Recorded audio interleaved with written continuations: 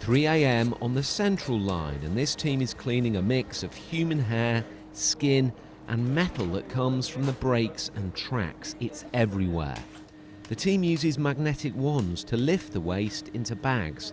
They take away tons every night. It is hard, hot work. These track cleaning teams work right through the night. What they're trying to do is clean up all of this debris so it doesn't create tube dust, which then people breathe in. Down the ground, they're clearing up a combination of human hair and iron oxide, which comes from the brakes and the tracks. This section of track was cleared just a month ago. It builds up again quickly. 2 teams managed to cover 40% of the network a year. What they're trying to do is reduce the amount of dust. The main component of tube dust is iron oxide, but it also contains chromium, quartz and copper. And what it comes from is abrasion, wheels rubbing on these rails and also the brakes. And at the moment though, they just don't know how harmful it actually is to people. Into the cavernous blackness of the twisting tunnels, between the rails which link station to station, office to home, the fluffers march each midnight. Dust has always been a problem on the underground. Once tube fluffers, as they were then known, clean the tracks, the debris is also a fire hazard. The dustiest lines are the Central and the Bakerloo. And this is what happens in the tunnels when there's a lot of dust and a train passes through. Now research is being done into the health impacts of the dust. Drivers' unions do have concerns.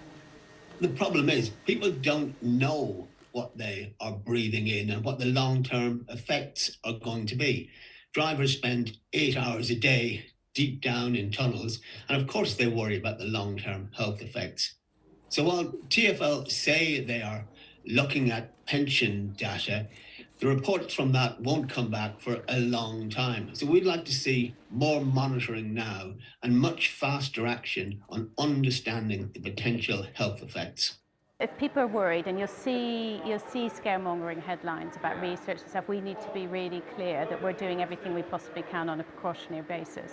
TfL says the levels of iron oxide are within current health limits and air quality on the tube isn't harmful. Is it safe? So it is safe, but there is still particulate matter. So our emphasis is on keeping the dust down. We monitor the dust levels very regularly, and we know that they're within the HSE, that's the Health and Safety Executive limits. But at the same time, we know that customers and people who work on our underground really want a cleaner environment. So that's why these people are down here every evening, different parts of the network, cleaning it. TfL says results from research will be known sometime this year. It also wants to use new technologies to clean the tube's air. At the moment, though, it says these track cleaners will help keep dust levels down. Tom Edwards, BBC London.